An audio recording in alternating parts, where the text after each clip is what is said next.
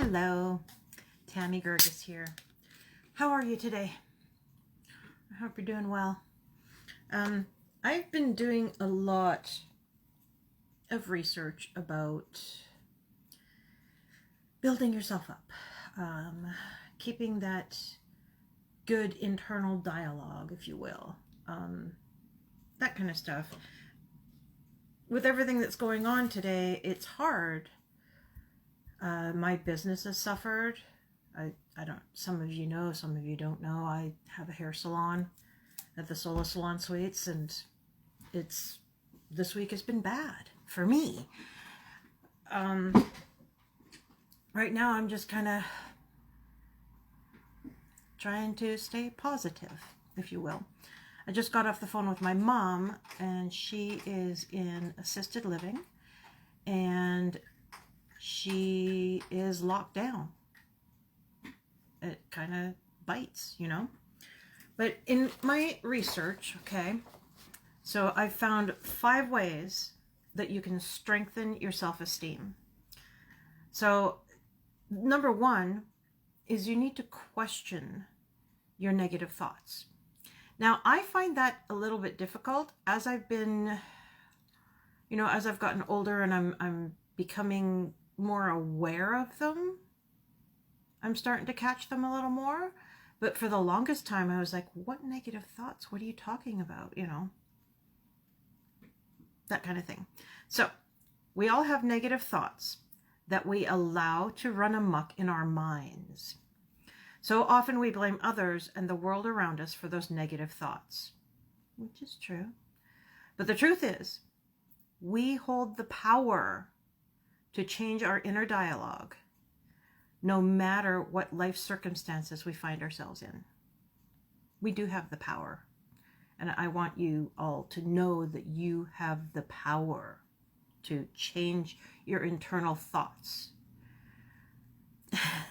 That's good, Jamie. You always need to question your stinking thinking. Yes, I like that. So to raise our self-esteem, we need to learn how to think in a way that better serves us. And we can do this by mindfully observing the negative thoughts that go through our mind and replacing them with more empowering thoughts, like thoughts that can go through your mind, okay? I'm not good enough. I'm not smart enough. That one's gone through my mind a lot. I can't do it. I'll fail. Those are all negative thoughts. Like when I was younger, I used to look at those more as facts than thoughts. They are thoughts, people. They are not facts. So we can take actions that help. Okay, so when we take actions that help support those thoughts, they become self-fulfilling. So that's kind of why, I had those kind of thoughts, and that's what was happening in my life. So I thought, well, that's a fact. It's, mind. So if we stop ourselves, observe our thoughts and where they're coming from, and replace them with more empowering thoughts, we can create a different story for ourselves. So a big way to create that different story is to change your thought to, I deserve this because. I am more than qualified for this because. I can and will do this, and here's how. So that's the number 1. Number 2, stop looking outside of yourself for strength. Now, life can feel like too much sometimes. You ever had that, so much going on? I know I've had it. And so we turn to unhealthy coping mechanisms and try to ease our stress, anxiety, and overwhelm. I might have done this.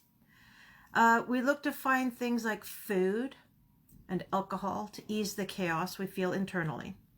In the end, those things only exasperate the feelings we are hoping to avoid. Truth is, the more we rely on external stimulants to find strength, the weaker we feel. Ooh, that's harsh. That's harsh. So instead, create daily rituals that help you to feel like your best self. Okay? So one that I'm trying to incorporate into my life right now is in the morning, instead of just waking up, getting out of bed, blah, blah, blah, blah, blah, my morning routine is that I'm going to do yoga and pray. For me, I like to pray. That's my meditation, is prayer. Meditation really, really, really helps a lot. And I've been reading a lot about it. So I'm going to take 10 to 20 minutes and just do yoga poses because I'm having this old lady hip issue, and I've researched a bunch of yoga poses that are good to open up the hips and that kind of stuff. So that's what I am going to do every morning. And I'm hoping that it's going to help me to decompress a little better and, enjoy life more. So you need to determine the self-care rituals that have the most impact on your physical and mental well-being and try to stick to them for 30 days. Feels like a long time, but once you have stuck to something for 30 days, it either becomes an ongoing habit and makes you feel better, or you chuck it out. That's the way I look at it. If it's not working, it's not working. Find something else to do. Okay, so number 3 is don't betray your history. So it's amazing how much we all downplay and underestimate ourselves. Every time we act like we are incapable of something, we are betraying so many moments in our lives. All the things we have survived, accomplished, and created. The world often measures accomplishment in black and white terms. Everything's black and white, yes. How many degrees do you have? How much money do you have? It's so easy to use these standards to place judgments on ourselves. Fight against that. Measure yourself according to your values. So, at this point in my life, my greatest accomplishment is not any degree or certificate. It's the work that I've done to heal my deepest wounds so that I don't pass my pain onto my son. I care far more about the love and healing I share than the items on my resume. Can I hear an amen on that one? Whatever your accomplishments are, keep them in focus. Write them down. Read through them often. Feel pride in them. Think of them the next time you start to underestimate yourself. That's huge, people. That's going to help you. So for me, an accomplishment, and this is just before COVID hit, I took a class that I'd been wanting to take for a long time on hair extensions and learned how to do these beautiful hair extensions. And I had been wanting to do that forever. That was a huge accomplishment for me, to take that class and learn about doing extensions. Now I need to do extensions, but COVID hit and life went, Anyways.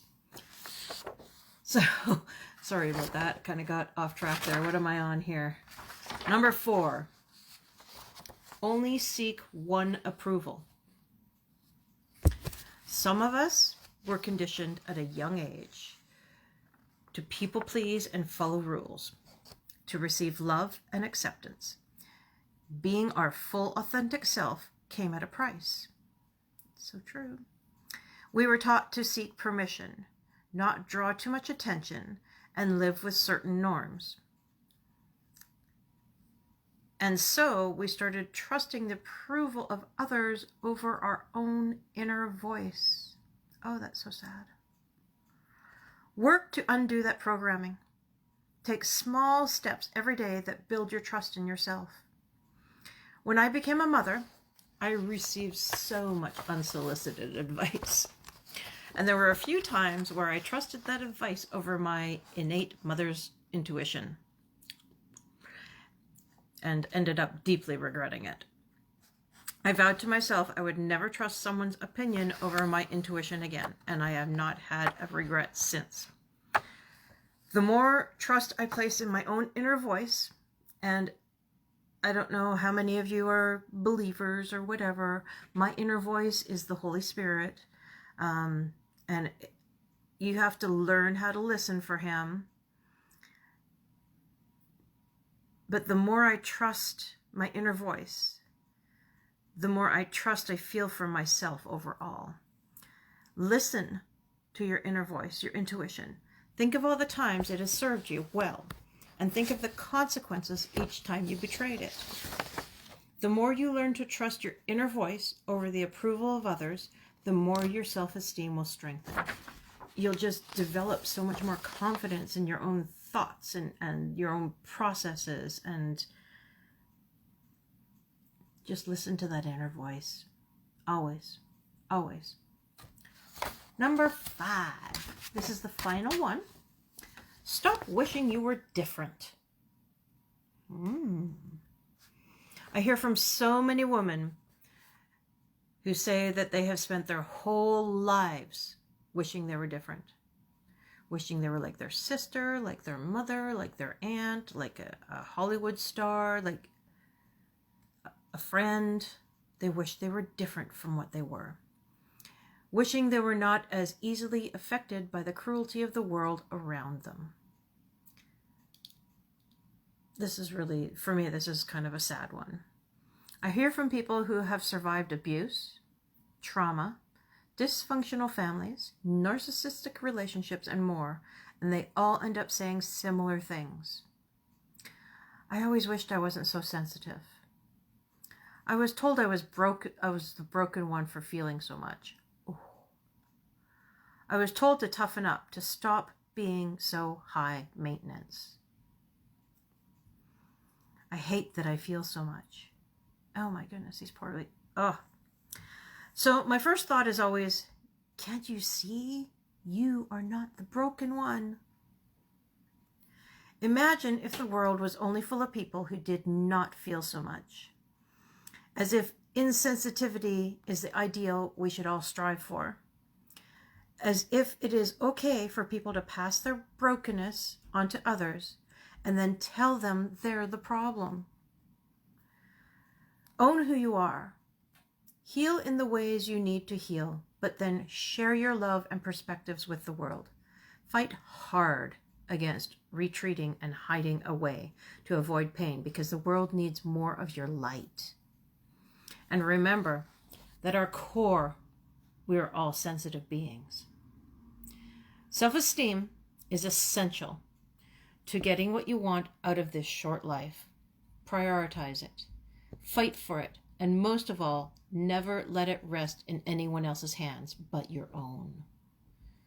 So what do you do to strengthen your self-esteem? Have any of these helped? These are things that I am incorporating into my life. I'm going to be reading through these every day just to double check how I'm doing. They're going to be, posted right at my desk here so that I can do them. And if you would like a copy of what I have, this PDF file with my 5 ways to strengthen your self-esteem, please reach out. Either message me below or send me a private message, whatever works for you. Just let me know that you'd like this PDF and I will send it right to you. Okay? I want to help as many people as I can to build a better inner feeling of themselves. And today we need it more than ever. So I want you all to know I love you, and I hope you all have a fantastic day and work at building your inner self. Be aware of those negative thoughts and kick them out. Just kick them out, guys. We can do it. I know we can. Again, reach out if you would like my PDF with these 5 ways to strengthen your self-esteem. And I hope you can join me on this journey. Thank you. Bye. Love you.